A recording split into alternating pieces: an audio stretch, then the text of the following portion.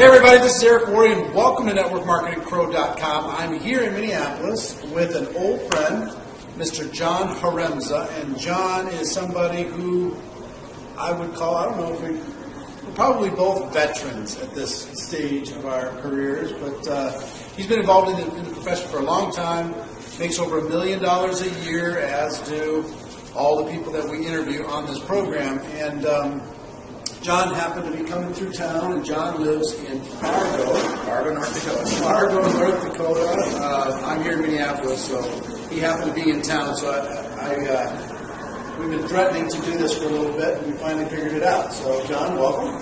Thank you. Great to be here. I appreciate it very much. We don't have anything scripted for this program, but I'm going to just start off by saying you make over $1 million a year, when other people are struggling to make $1,000 a year. What makes you special? Well, I think it's living in Fargo, North Dakota. I mean, if you can make $1 million a year living in Fargo, I believe you can do wherever you live as well. So, seriously though, what's different? What do you do that's different? You know, I believe the whole basis of network marketing is belief. You know, people by people. It's your passion, your posture, your belief, enthusiasm about what it is you do that will attract or influence others. And I believe the thing that holds most people back is their belief structure. I mean, they need to, number one, invest in themselves. You know, because, you know, people enter this business on faith, right? Faith in the company, faith in the products, you know, faith in network marketing, faith that everything that they have that's been shared with them is real. And they're very fragile. And so, you know, one of the things that when I bring a new person in, a new member joins the team, and, you know, I look at that person, you know, they got the highest level of anxiety, the least amount of knowledge, and they're very, very fragile. And so you need to wrap your arms around these people. And you know, that I think it's John Addison that talks about, you know, the goal is to keep them in one more day. And you know, be that person's life support system. You know, to have that transition from faith to belief. And so when you have a distributor in that faith mode, you need to take the responsibility to wrap your arms around them because, you know, the least little negative can blow them out of the business. So I think it's my belief structure has tremendous influence. And how did I build that belief structure? You know, I turned my car into a university on wheels. I mean, everywhere I went. I mean, I was listening to the Jim Rowans, you know, the Earl Nightingales, the W. Clement Stones. I was listening to all of the company's CDs, just flooding myself with belief and knowledge. And, you know, on the conference calls, using the product, you know, attending the events, witnessing, you know, others that you can relate with. You know, I remember one of my experiences I had at one of the first big national conferences with NSA. Yeah. And, you know, I was 2 years into this thing, and this old couple, you might remember the story, walks across the stage, and they start talking about, you know, they just became national marketing directors, 4 years. And I still remember it because the husband starts talking about, you know, I don't think those first 2 years we sold anything. Yeah. And the wife interrupts him and says, "No, honey, that's not true. We sold the house, we sold the car, we sold the boat." But it's that type of persistence, it's that type of belief in the future that burn your bridge behind you, I am going to make this happen. Because people can sense if you're hesitant. I mean, if you don't truly believe, they can, even if you don't say it, it's your actions. And I think that's what holds most people back. It's that belief structure. Yeah, and when it's mentioning NSA, that was a company that both of us were involved with a million years ago. 20 years ago, 21 years ago, and where both of us kind of learned some of the initial skill sets to be able to become a professional in this business. It took a while, but that was I think the beginning. But do you think that's the difference? I mean, if you think about all the peers, all the people that you know that make the big bucks, $1 million a year or better. Do you think that's the difference? It's just a different level of belief and a different ability to transfer that belief? Well, I mean, the belief is the foundation, right? Okay, now you know, because all of that belief I forget who it said that, knowledge on ice is nowhere near as powerful as ignorance on fire, right? But you still need to invest in yourself. You take all of that belief and then you hone your skills. So you become an attractive person. Right. So you learn to attract people to your business. You learn. I think maybe a way to say what you're saying is these leaders, these high-income earners, become visionary in a sense. In a sense, they paint a picture for people, and they create a vision for the group, and then they set expectations. They transfer belief in others to get them to stay involved one more day or one more month or one more year until they finally hit their turning point, their tipping point internally. Because for me at the beginning, I had some early success because my dad was involved, and his partner was involved, and I was just using third party like crazy, saying, hey, they're involved, come check this out. Right? So I got some early success. But after that, if I hadn't had that early success, that initial thing, because I didn't have belief in myself. I hadn't developed myself. What happened with me is I got early success, and within 90 days, my check was almost to zero. So I got this little bump, and then my check went almost to zero, and then I didn't have any place to go, no place else to go to earn as much as I could to go back to the thing that I was not liking now. So then I started working on me. Right. And I started listening to the tapes, and I started reading the books, and I started going to every event I could go to. If I could drive there, carpool there, whatever I needed to do to develop myself. So anyway, go ahead. Well, when you talk about going to every event, invest in yourself, because my background, I was and I think this is one of the deep-seated beliefs that I have, that if I can do this, you can do this. I mean, I was living in a trailer house. Yeah, tell us about your background. I was living in a trailer house. I was working in a snack food company, barrel of potato chips, in Perm, welding, building, maintaining equipment. Never sold anything before in my life. High school education, and actually I have a learning disability.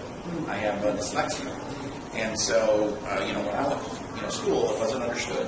I was doing all these special classes, having tests read to me, and kids making fun of me, and parents were frustrated. Teachers didn't think I was trying, and so when I got out of school, I had no self-esteem, I had no self-confidence. I really almost tried to be invisible, just be that good kid that never got called on, and they pushed me through. And so when I got the job at the potato chip factory, eventually became a supervisor of that division, maintenance. I thought I had the best job that I'd ever possibly get. And so, I remember, my first introduction to the industry. A friend of mine invited me out to look at his water filter. And, given my background, no sales, but maintenance, real mechanical, I thought he wanted me to build a display or, see if the product was of quality. And there were 5 of us there that night. These 2 suits came down from Minneapolis. And I was an hour and a half late for the meeting because I had a breakdown at the plant. And I could see just the disappointment in these 2 suits from Minneapolis. We just waited an hour and a half, for this guy. But that's a lesson there, because you just don't know, who has the goodies, who wants to change their life.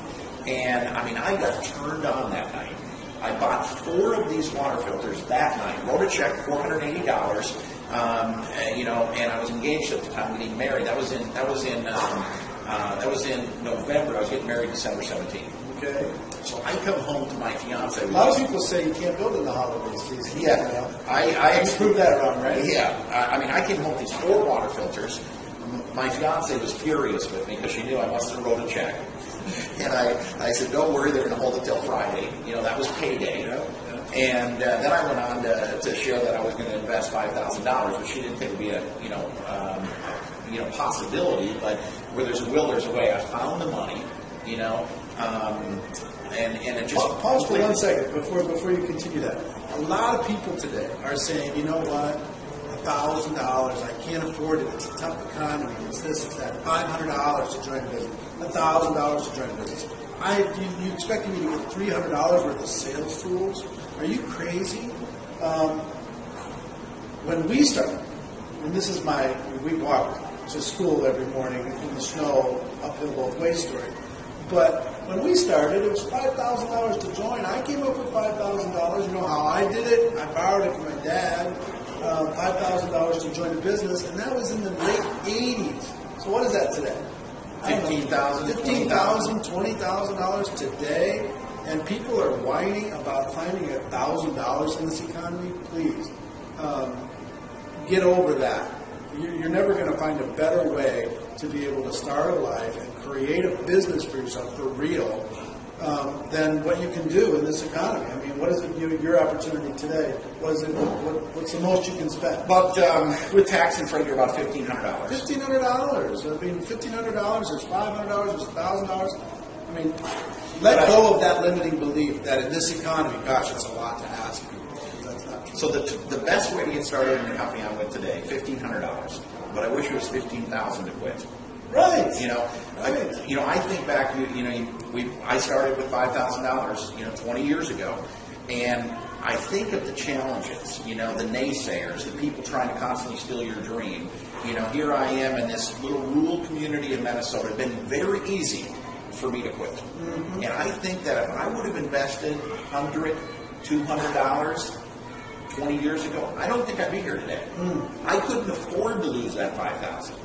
But I probably could have afforded to lose a couple hundred. I'd have, just said the first obstacle, I'd have abandoned it, I'd have went back to work. Yeah, and your fiance looks at you and says, what? You're going to go, okay, honey, you lost a few $100. Yeah. But you're investing. Yeah, that's why. I think that's one of the things that comes back to belief. Yep. It's so easy for people to quit. They'll spend 40 years working a job. Yeah. And what do they end up with at the end? They won't give network marketing 4 months. Yeah. And I think the other thing that when people enter network marketing, they think they're going to be a millionaire overnight. Yeah. Why is that? They don't expect it when they when they start a lawn mowing business. They don't expect it if they buy a dry cleaning business. They don't expect it if they do anything. But when they come into network marketing, for some reason, they expect that if they don't make immediate money, then this thing doesn't work. It's the craziest thing. Do you think we're part of that? Do you think we, as a profession, are part of that by setting unrealistic expectations in presentations and making unreasonable claims? Well, I think there are definitely people within the industry that do make unrealistic claims. I think, but I think for the most part, I know that when people ask me how much can I earn, and I say somewhere between 0 and a bunch. Yeah. I don't know your skill sets. I don't know what your commitment level is. I don't know what your credibility is. But I can tell you this, that you can do better here than anywhere else. I was thinking about this because we all have days that we're frustrated. But if you want to sit back and think about it, there is nothing I could ever imagine doing that would provide the type of complete success that network marketing. From time freedom to recognition to the financial aspect of it. Because if you compare yourself, actors and athletes, they sacrifice their freedom for startup. Sure. You look at a small business owner. They have no time. They're the first ones in, the last ones to leave, and most likely the last ones to get paid. Mm-hmm. Stockbrokers, real estate agents. They live their whole life by demand of their clients, and a downturn in the market can cause complete havoc in their life. So when you look at network marketing, if they truly embrace it, and this comes back to that belief. You can tell. I flat out to my inner being believe there's not a better profession in the industry or in the world.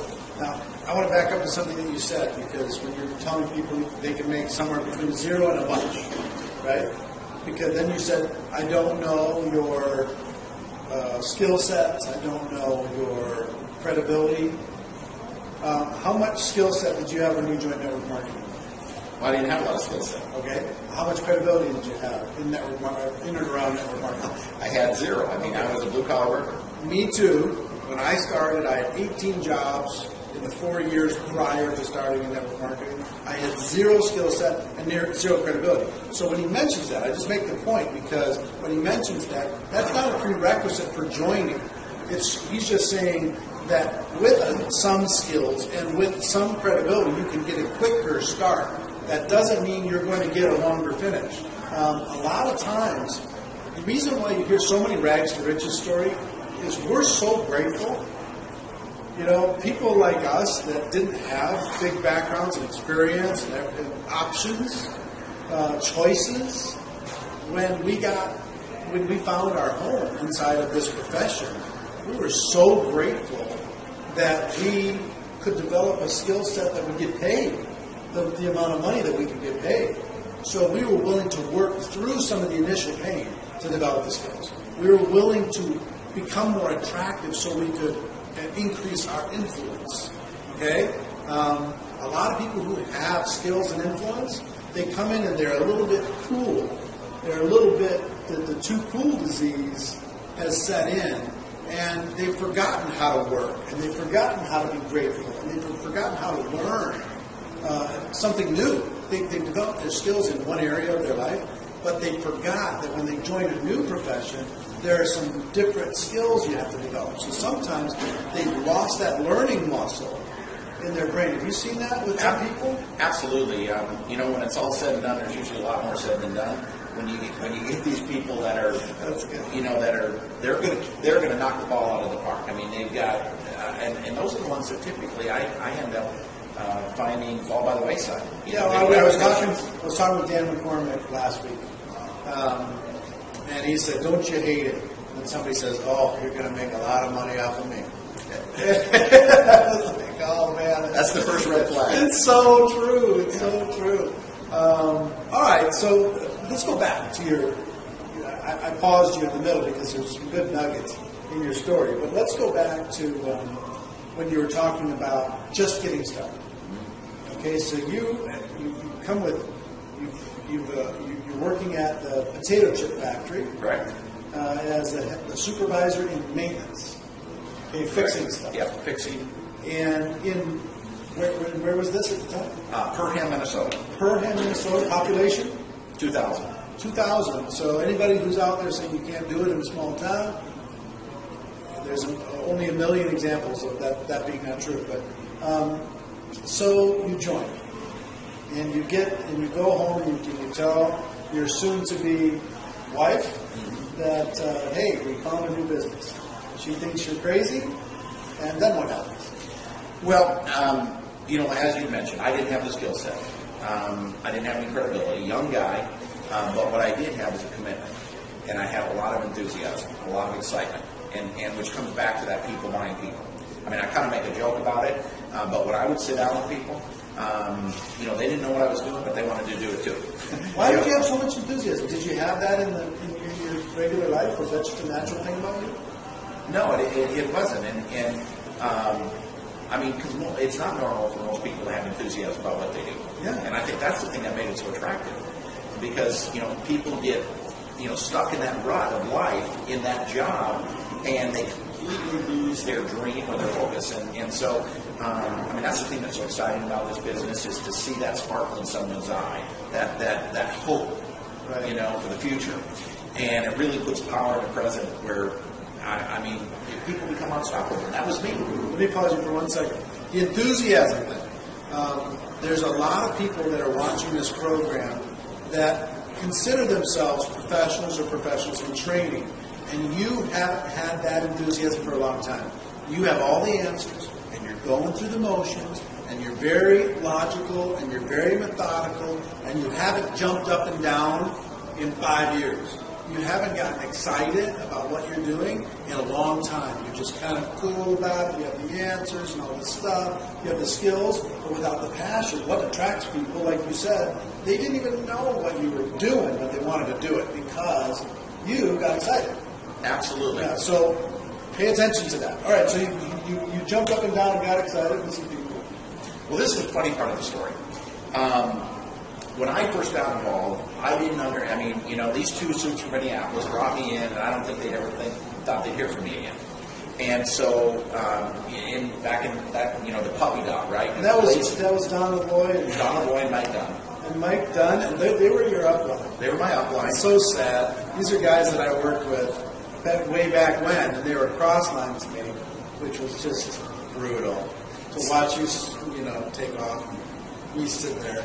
So but who knows? It all happens for a reason, right? Go ahead. I got the 40 water filters, yeah. And the town I lived in had really clean water, no chlorine, so there was no taste difference for the puppy dog. So it didn't work. So I went to a neighboring town 45 miles away, and first of all, if some people said, well, my product doesn't work in my town, would that be enough for them to quit? Unfortunately, for a lot of them, it would. But that's cool. the mistake. But he drove 45 minutes, found a place where people were excited.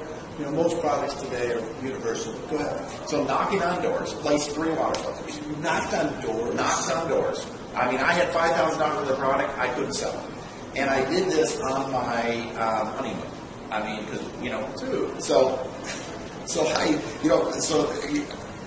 because people have spouses, someone else in their life that is telling you can't do something.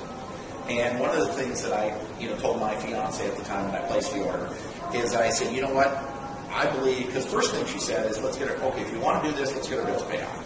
And I said, at the rate we're going, that's going to take 15 or 20 years. I need to do it today. I'm doing this to make money, not spend money. Yeah. And I said, I believe it's going to be far less damaging on our relationship for me to actually try and fail at this than for me to not try at all and live with the resentment. Because I can tell you, if I find somebody that made a fortune in this thing and I was there and I didn't do it, I don't think I could live that one down.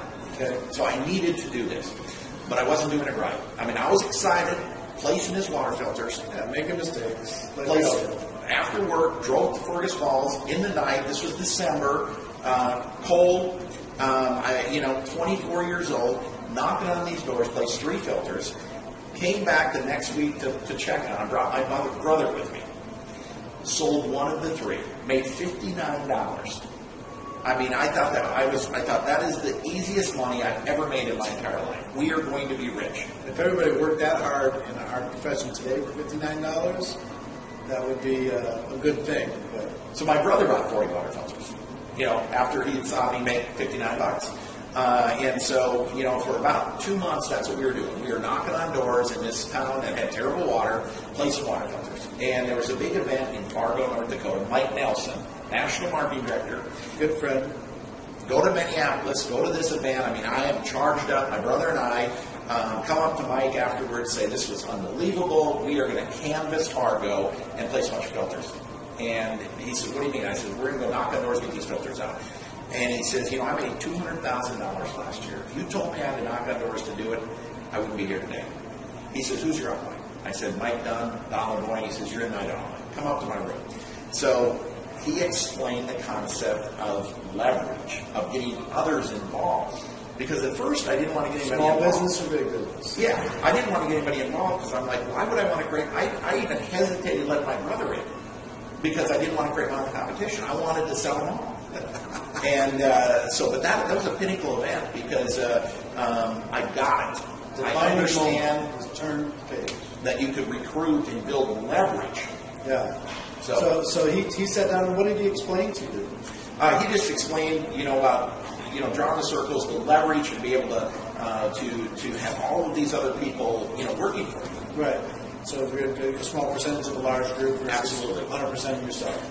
Yeah. So this defining moment happens, and Mike Nelson is a good friend, still lives here in the Twin City area, and was one of my early mentors too. I mean, he came into town and taught me a lot about the profession. And but anyway, so he tells you this, and then what happens? Completely changed. I became a national marketing director in 6 months. But back up. When you walked out of the room, and then the next week, the next 30 days, what did you? I went from selling a filter to selling an opportunity. Okay. And by selling the opportunity, you sold more product. Sold them instead of one at a time. I was selling them in blocks of 40. And then they were doing the same. And they were doing the same, and became a national marketing director. That was the highest level in the company. In 16 months, became a sales coordinator in 6 months, national marketing director in 16 months, and forever it changed my life. Yeah. So big lessons over the course of those 16 months. Any lessons that you learned that stand out? Well, I think one of the lessons is consumable products. Right. You Having know, something that's consumable that people use on a monthly basis is better than a one-time purchase. NSA, now known as Juice Plus. I mean, if they would have had Juice Plus prior to we'd probably both still be here. Yeah. Because we'd have built a residual income. I think timing is a key factor. But I think there's nothing that can replace belief in what you're doing, because if you truly believe in what you're doing, you're going to attract others, and to maintain that consistency and persistence.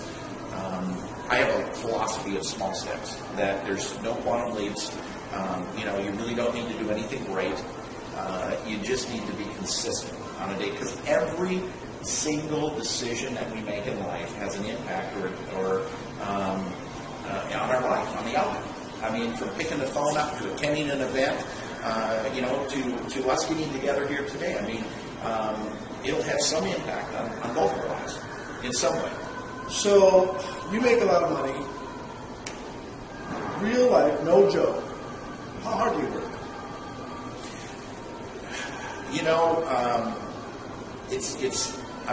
I do work hard, but in network marketing sometimes it's difficult to separate work from life, because everything. I get it.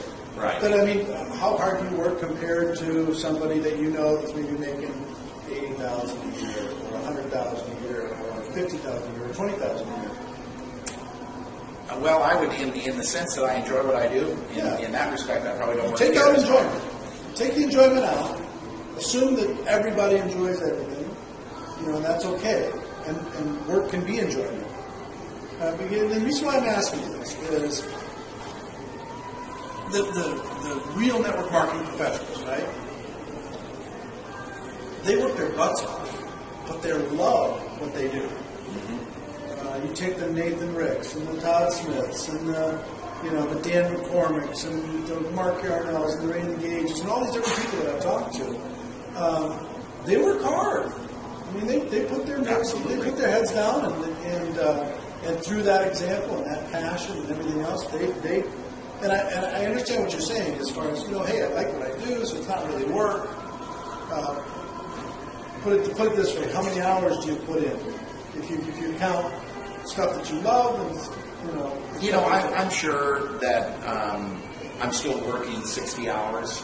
Probably a week. But you love it. I mean, how much of those 60 hours would you consider work? That's not the funnest thing in the world. That's not the fun. Maybe 20. Yeah. So 20 hours a week, a few hours a day, maybe you're missing a flight or something happens. Okay. We're living in a time where I think the world economy is going through a major shift. And the workplace is changing. What Randy Gage likes to call safe is the new risky. It's not necessarily safe to go inside and be part of a corporation anymore. That's a risky place to be. Small business owners are going to have more pressure on them than ever before. People's retirements have been decimated over the course of the last few years. Their home values and the equity that they've spent 20 and 30 years built up has been wiped out. Bankruptcies are all these different things. What challenges and opportunities do you see for the network marketing profession in this time right now and moving forward over the course of the next few years? What's your vision for what's happening? Well, I mean, I think because we talk about timing is everything.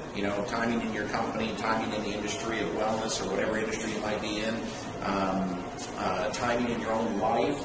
But this timing of our economy has created an environment where there's simply more credible prospects, high-level prospects available that are now open-minded. Their profession, as you described, has completely changed. It's washed up. I mean, they were making six figures, good incomes, and that opportunity doesn't exist for them. And they can win here. They can replace that income and go way beyond anything that if they open their mind up. Now, unfortunately, I do find many of them are just the deer in the headlights. They don't know what to do.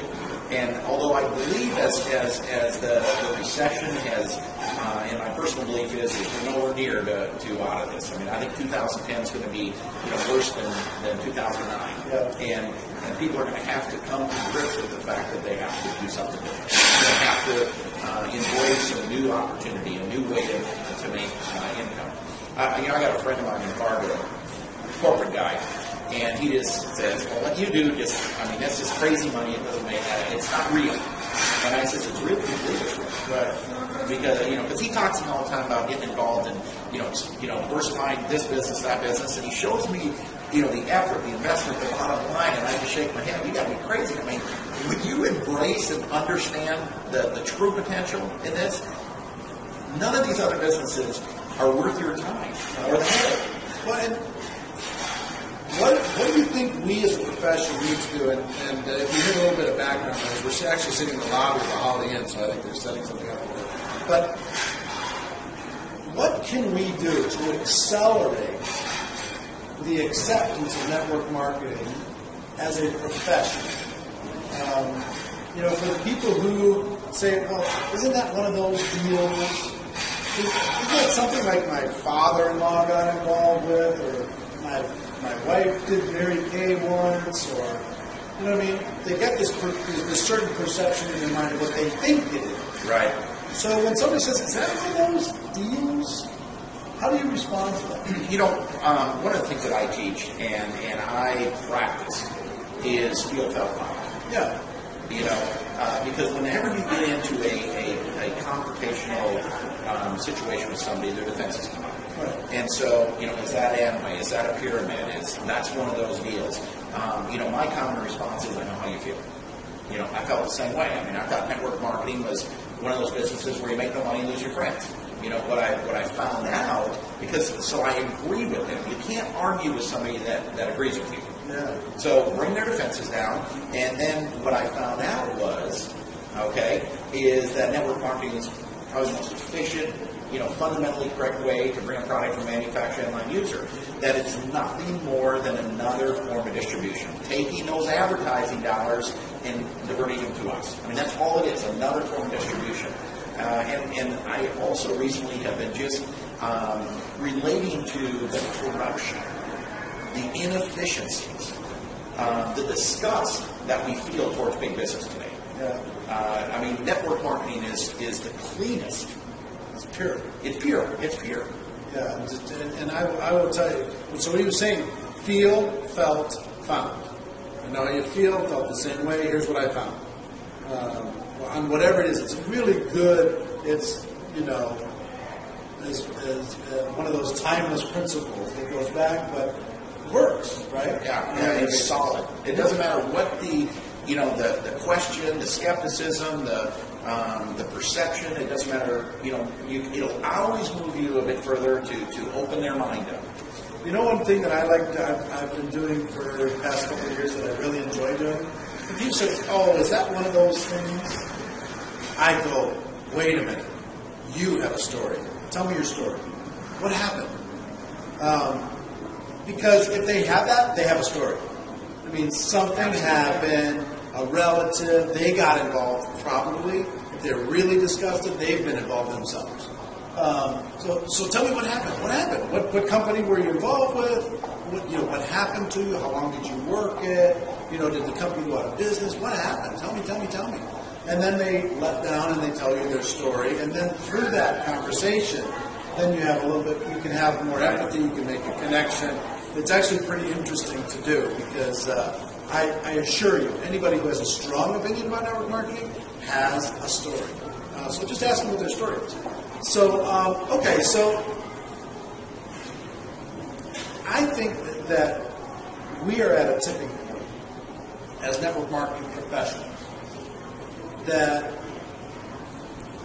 we have an opportunity to rebrand network marketing in the world by, number one, us being a little bit more proud of being network marketing professionals. People say, what do you do? I'm a baker, and I'm a network marketing professional. I sell real estate, and I'm a network marketing professional. I'm a full-time network marketing professional. I raise my kids, and I'm a network marketing professional. You know what I mean? People hear that 5, 6, 7 times, I think we go, something's happening here. that I wasn't aware of. So I think the branding of it is number one. Number two, we need to set proper expectations. We need to not have out of control claims. And, when it comes to our products or our opportunity, we need to do it responsibly. And three, we need to share the skills, which is why I appreciate you doing this and sharing the skills, because tens of thousands of people will see this. So, do you think we're close, or do you think we're a subculture? Do you think we're close to mainstream? I believe that we're getting closer. Yeah. Because of the fact that what is going on in our economy, there are people that would have never looked at us before that are looking, and there's going to be a handful of those that lives will change. And so, when we attract these quality people, it does raise the image of network marketing. Mm-hmm. But what you had said is being responsible, not exaggerating incomes, and because these things happen. Yeah. But when people talk about, is that one of those things, or I know somebody that got involved didn't make any money. One of the things that I like to do, because if you fail in network marketing, you never want to take responsibility. You want to take and blame, right? Where when you go to work in insurance, real estate, some other type of business, and it doesn't work for you, to say it wasn't for you. But in network marketing, there's so many average people, right, and they never want to take responsibility. But I will argue. If you were someone that had a bad experience, and I believe that if we talked about it honestly, regardless of how brief or what that experience was, you grew as a person. Yeah. That's one of the things that network marketing does. Beyond our products, beyond the income, it's what you become. It's a learning environment that changes people's lives, way beyond the income. See, I think a lot of people, because they come in with a lottery mentality, they're trying to get something for nothing. They're trying to shortcut something. It's all about timing. It's not about becoming a professional. You know what I mean? So consistency. But they come in, and then they go as a predator to their friends and family versus kind of a consultant or a connector. They're a predator. They're trying to get somebody. I got my brother-in-law. I got my sister. I got my parents. Versus saying, no, I introduced them to something and they evaluated. They decided if it was for them or not. A lot of the bad feeling, I think, that comes from this is people going out as predators. What would you say to those people? Outside of the fact that it just doesn't work very well. They're trying to convince people, or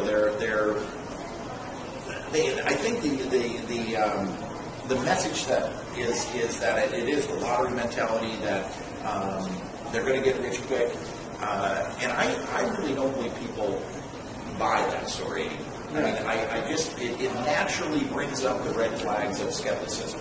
This get rich quick, but when you approach people with, this is a real business, it takes real effort, and there's real rewards and real results. And this is an industry that is here to stay. It's thriving, and I believe that as participating in this industry can change people's lives. But this get rich quick mentality, this gotcha, it's easy and easy out. So I'm a huge fan of defining moments. These moments where something happened and you hit a crossroad and you had to go right or left, and that decision changed your life. Some of those are people that you meet. Some of those are experiences that happen to you, positive sometimes, negative sometimes, but they're life-changing. And typically a person's life can be narrowed down to a dozen of those. And that was the major forks in the road that made a huge difference.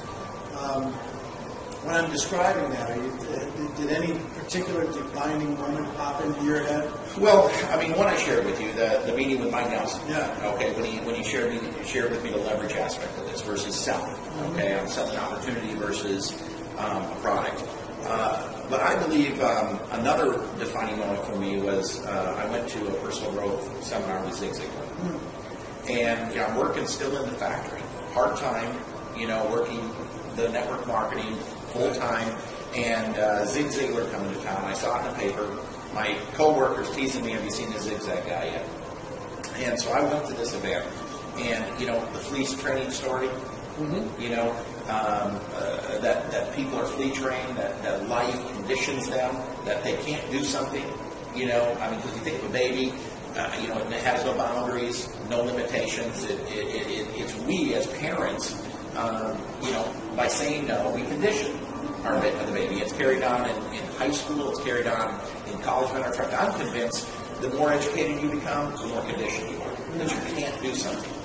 And what network marketing did for me, what Zig Ziglar, the whole introduction to personal growth and development, took me out of that job of conditioning. So finding a moment, personal growth, just totally embracing. What's your number? Are you more of a reader or a listener when it comes to personal growth? Well, having dyslexia, I still, am a terrible reader. Have you noticed how many top-level network marketing people were dyslexic? You find them. Isn't that funny? Not just in network marketing, but in very, very famous people. Find a way in life. It's interesting. Maybe because they're more serious about certain areas of their life, or they focus on different things, and they don't take things for granted. Or, I don't know what it is, but it's interesting. Yeah. But for me, it's been audio. Okay. So, what's your number one favorite audio program of all time? Jim Rohn. Which one? Mastering the Art of Mastering the Art of Achievement. Mastering the Art of Achievement. Jim Rohn.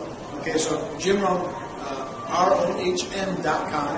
You can go there and get that information. That turned things around for you. For me, it was Challenge to Succeed. That audio program from Jim Rohn also blew my mind. I listened to it a couple of times. Jim Rohn's, it's just that 145-minute audio on building your network marketing business. Yep. I would recommend that to everyone, to listen to it. Yep. It's pure gold. Yep, good solid stuff.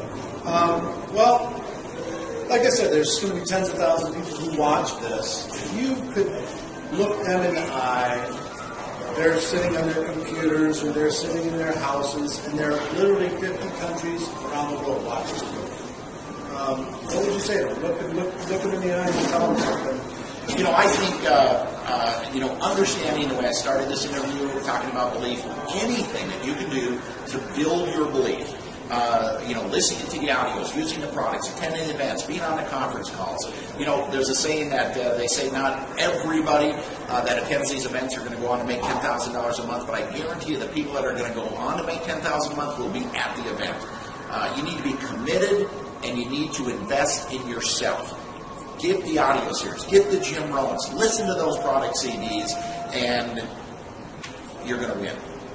Well, John, I appreciate it very much, and I will tell you, ladies and gentlemen, I hope that the Network Marketing Professional, the Network Marketing Pro website is part of that learning process. 5 times a week, you can get good ideas from incredible people that have already done what you want to achieve, already achieved what you want in your business. I hope that you make this 5 minutes to 10 minutes a day a habit that is something you could repeat, not only for you, but for everybody in your organization. But my wish for you is that you decide to become a network marketing professional, that you decide to go pro. We would both tell you that it's a fact that we have a better way. Now, let's go tell the world. Everybody here from the luxurious Holiday Inn in Minneapolis, Minnesota, with my good friend John Haremza. Everybody have a great day, and we'll see you next time. Bye-bye. Thank you.